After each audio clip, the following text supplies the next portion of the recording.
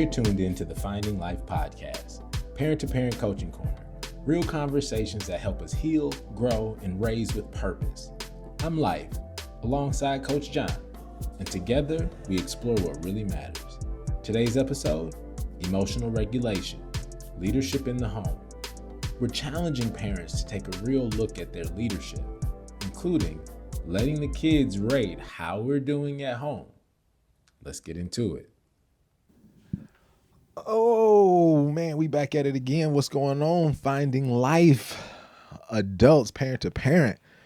I tell you, I be feeling like I be missing all y'all, man. Like each of these weeks as a parent, don't talk about it. Shower. You be missing showers every day, and he don't ever want to talk about it. You miss brushing your teeth. Listen, y'all know John misses shower every day. You dirty, you stink. What's up and talk about it, y'all? Listen, what's happening, man? I was excited. What's up, y'all? It's feel like it's been too long, but it hasn't been long in your land. We've been doing a lot. John, what are we talking about today? I want to get right into it. Regulate, then respond. Emotional leadership in the home. What's that mean? What are we talking about this for? This helps parents reflect on their own emotional regulation and model healthier responses during family tensions, teaching their children by example. So, we talk about this all the time. Well, I do. Kids not listening. Growing up in a household as a kid where I knew that every Friday, I knew that I could expect to wake up to my father creating some kind of chaos and argument in the house, fighting with my mother. So then he would go and be gone for a day or two, and then he'd come back. I knew that if I didn't have a game on that Saturday, I probably wasn't going to see him. But it was all this his way of, come to find out, I'm a grown man now. We talked about things. Come to find out, this was all his way of being able to go to the casino. He would get paid on Fridays. And I'm telling you, you just want to smack him. He would get paid on Fridays. And his habit was, because he didn't have the communication skills or the emotional regulation skills to be able to create self-care habits that were healthy for him. He would just kind of bottle up, get paid, and want to break off, cuss my mama out, create a fight, and just be gone. But it was all because he just needed a break. He needed to be able to cope or, get through the shit that he had to get through. So as a kid, I didn't know that. As an adult, yeah, when he told me, when we talked about it, oh shit, that make a lot of sense. Okay, I can understand that. It can walk back some of that shit. But between when I was a kid, seeing that, living that, you can't walk that back, bro. I don't understand what it is and why you snapping and I'm walking on eggshells. Mm-hmm. I don't understand why on Thursday nights I can't sleep. My body has created a biological clock to your emotional dysregulation. So it's, as a kid, yeah, you're doing what you need to do because you need what you need as an adult. But as a kid, they don't see that, man. Mm-mm. And it's not their responsibility to see that. So let's be honest, when emotions do run high, flipping it over and over, when emotions do run high at home, the kids aren't just reacting, they're usually copying us. So when the parent is always saying shit like, you don't ever listen, what? Slow down. Kids typically model what they see. They don't typically do what they're told. So it's important for us to realize, check yourself, understand who you are, and be able to see how you're bleeding off on your kids. So where we going with this?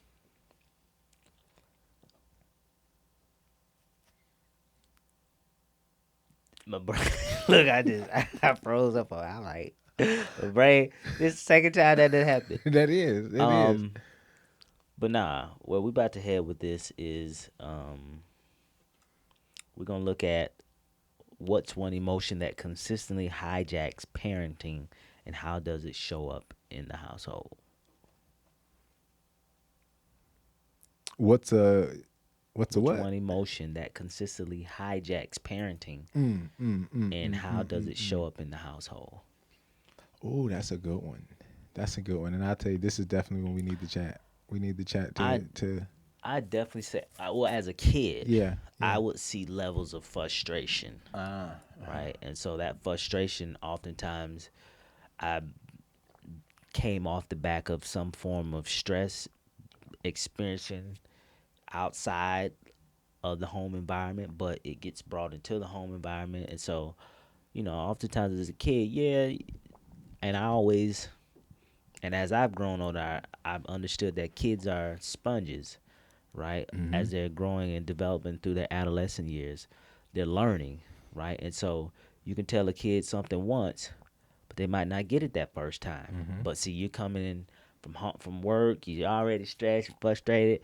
I told y'all to take that ground beef out of the freezer before I got home when you got out of school, but shit, our TV show was on, so once we got in, we wanted to watch watch the TV Yeah. show. But then you came in and you frustrated because and so that bleeds that just Man, I'm getting I oh that it causes the whole environment.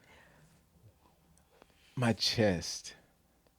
Man, my chest. I'm almost in the moment and I want to articulate this because I'm almost in the moment having a a visceral response to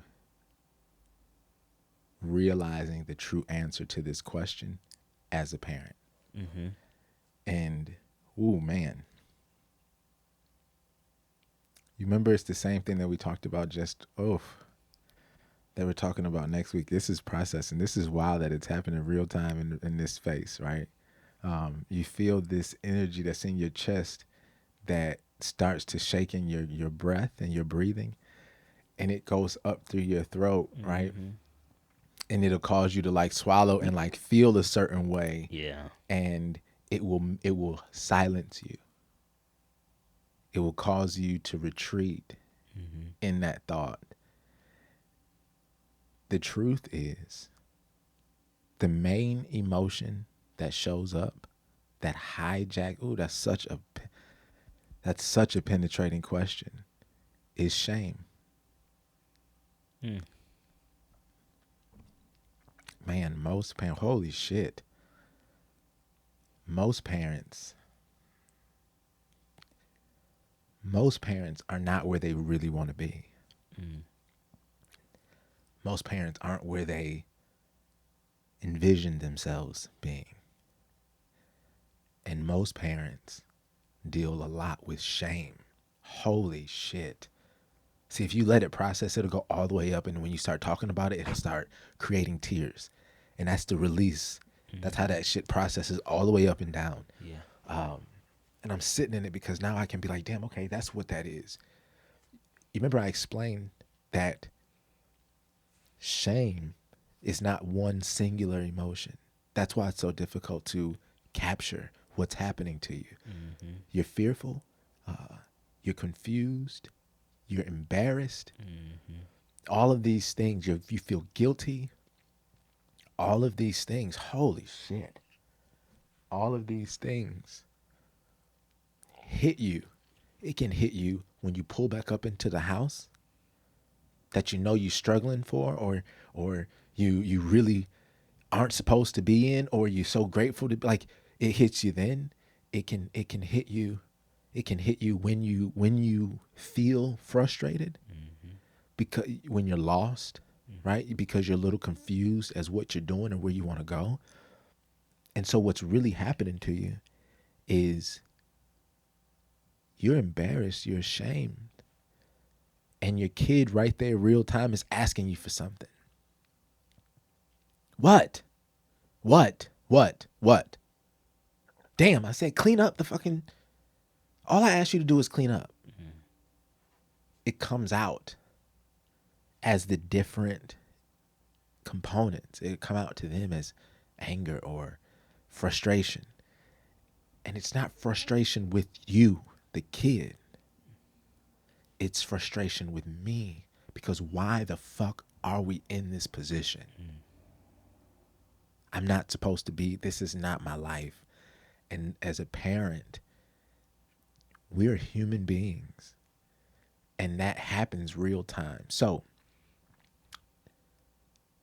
the emotion that we must deal with as parents on every level, because even if you got money, you don't have enough patience. Even if you got patience, you don't got enough money. You got, it's like it's really difficult to figure out this balance. And so what we have to deal with is calling out shame and understanding how to be transparent and vulnerable with our kid in the moment and say, listen, I am really struggling right now trying to fill in the blank.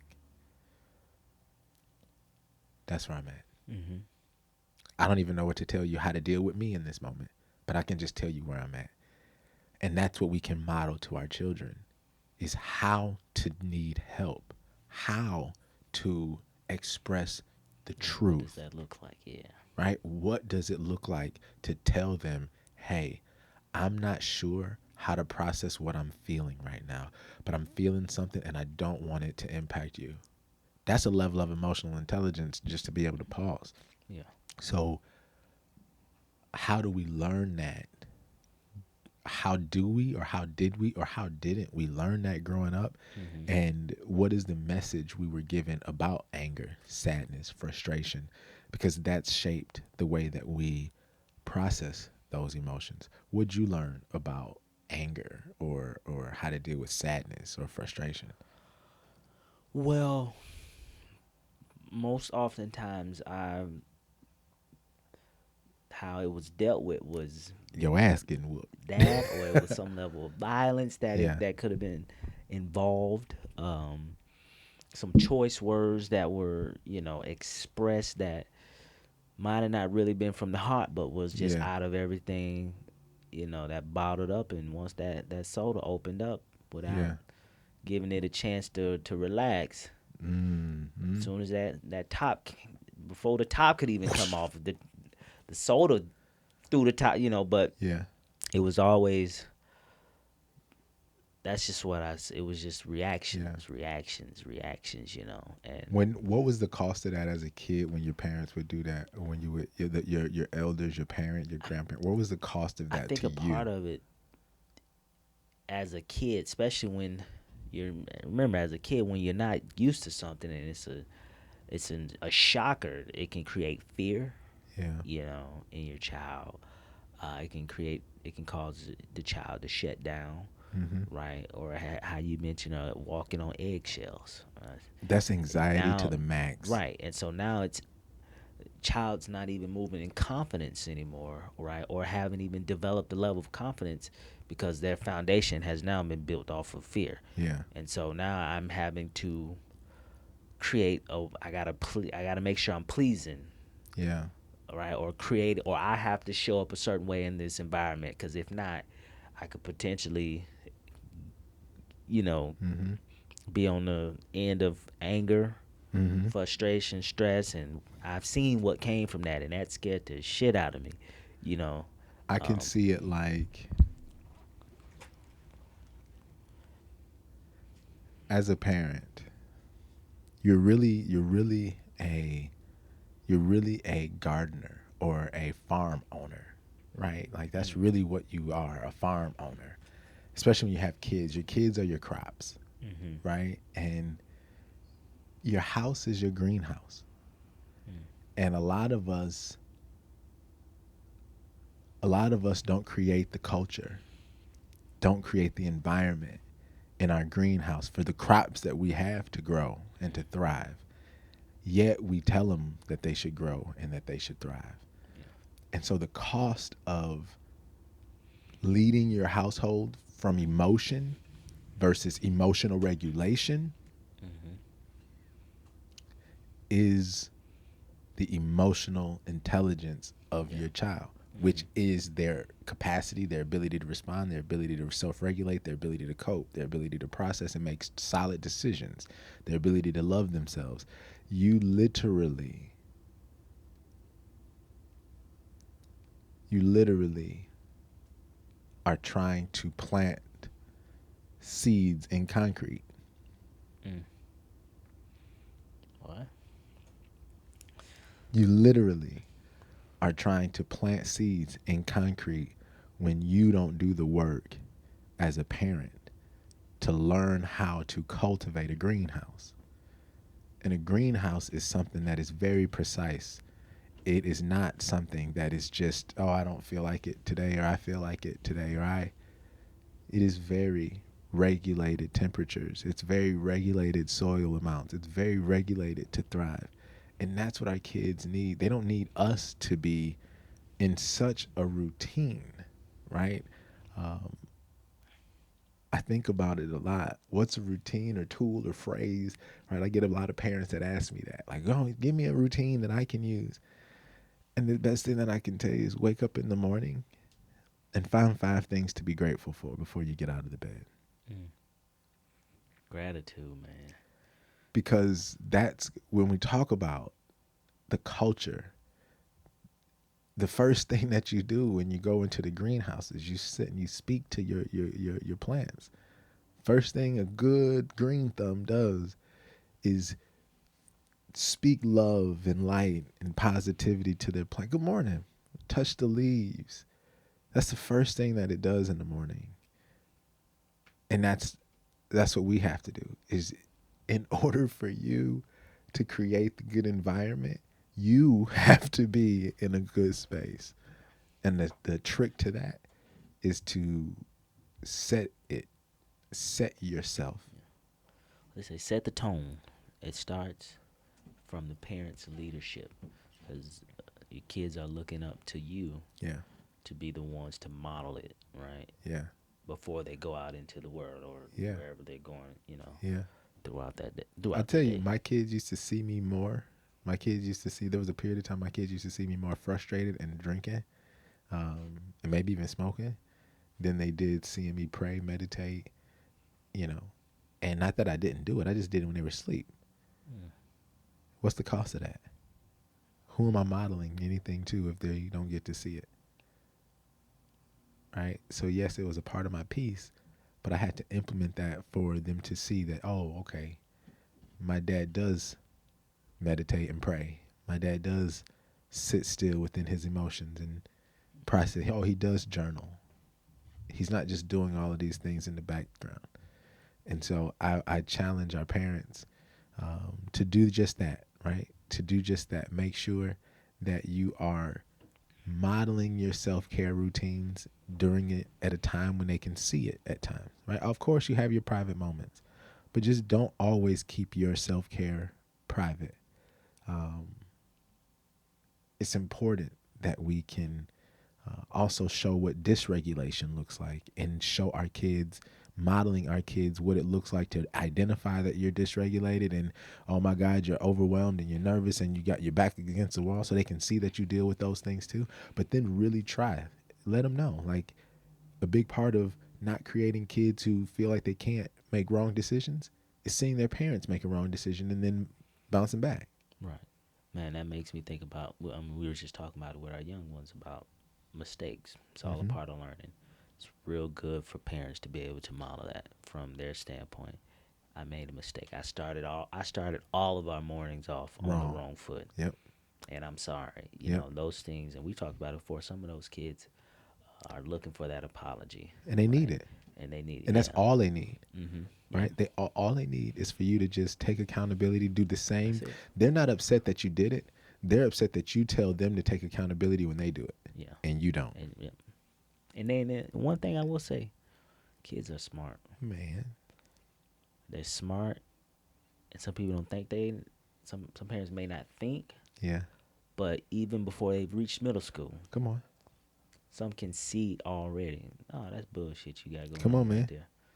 How you gonna tell me I need to do this and that? And every time I see you tell me I need to do this and this, you say I need to stop doing this, and next thing you know, I'm looking at you. Ain't that we doing the same thing? Here's what you should ask your child. Man, I wish we had our live on community right here. I totally forgot to hit the button.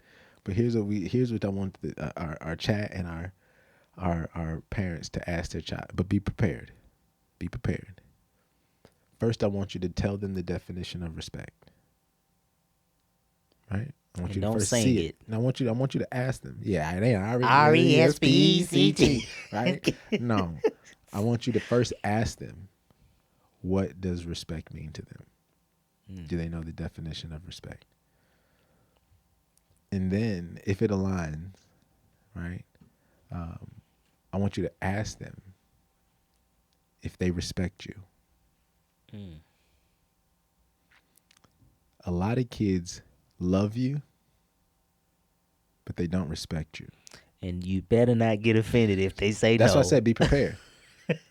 For Because real. we're really talking about growing your relationship, and that is something that, although, like I said, you have to do the control question of asking them what it means first, because you'll be able to tell if their level of maturity, like if they think respect is just making them feel good or making them feel happy, you may need to wait, tell them what respect is, wait a few days and have this conversation.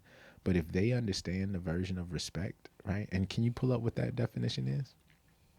But if they can understand what the definition of respect is, like a true working, living definition of respect, then you can ask them if they respect you and be prepared for their answer. Because if they do not respect you, then that's the issue with your discipline and parenting. It's very difficult for them to listen and obey you if they don't respect you. What's respect? So respect is the act of recognizing, honoring the worth, value, and rights of someone or something. It involves showing consideration, esteem, and regard through both attitude and behavior. At its core, respect means treating others the way you want to be treated, acknowledging boundaries and individuality, valuing someone's presence, perspective, or position even when you disagree. From a leadership perspective, respect is the foundation of influence and trust. Valuing This people, is where we are right here, because you're the leader, right? So go ahead. valuing people for who they are, not just for what they can do, listening actively and giving others a voice in decisions, recognizing contributions and showing appreciation, maintaining fairness and consistency in how you lead and make choices. Is there any way, because what I want to do is I want to help our parents shape how they can ask these questions, right? What I want to, because it's a way for us to ask your kids, like if you say the first one, what does the first one say? The first one says valuing people for who they are, not just for what they can do. No, the very first one on leadership. You said the Oh, trust. wait, the very Or first one. something. You said the leadership of the definition of it from leadership. From a leadership perspective, respect is the foundation of influence and trust. So you would say, do I have a positive influence over you, and do you trust me? Right? Go to the next one. In leadership, respect means valuing people for who they are. Do you value who I am? Not just for what they can do. Do you value who I am or just what I can do for you? Listening actively and giving others a voice in decisions. Do you believe that I listen to you and that your voice matters to me? We just talked about this part. Recognizing contributions and showing appreciation. Do you feel like you are celebrated and that I see you and I acknowledge you for who you really are? Maintaining fairness and consistency in how you lead and make choices. Do you believe that the way in which I treat you is fair and consistent? Upholding integrity. Doing what you say you'll do, which earns the respect of others in return. Do you believe that I do what I say that I'm going to do? Am I consistent with what I say and what I do? Do my actions align to my words to you? Be prepared. Go ahead. In leadership, respect isn't demanded. It's demonstrated. Do you think I do and show? Do you think I model, or do you think I just tell you what to do? Because I'm the parent and you the Right? child. Have those lists of conversation. Ask those questions, and you should. That really, I really want us to take that. If we can take that out and put that into the discussion, because this needs to be this is our assessment. This is how you empower your children. This is what you're graded off of, because the truth is we're talking about leading your household, right? Leading your household. Man. Leading your household. And I love the way it breaks it down even more, where it talks about the listening before leading. Respect begins with listening, not just hearing words, but understanding emotions and perspectives. Avoid interrupting or dismissing. Value every voice. So when we're talking to you parents about when you're asking your kid to respect you and we're telling you that we must model things, you must ask yourself, are you doing these things for them? Empower. If you're not doing these things for them, it's a lack of definition, not lack of obedience, lack of demonstration. That becomes the issue. It's not a lack of obedience. Somebody is not demonstrating it, likely based on a lack of knowledge and information. Do you really know what respectfully is as a leader? Not just, do you honor me? No. Do you know what it takes to be honorable? One who esteems honor. Do you know what that means?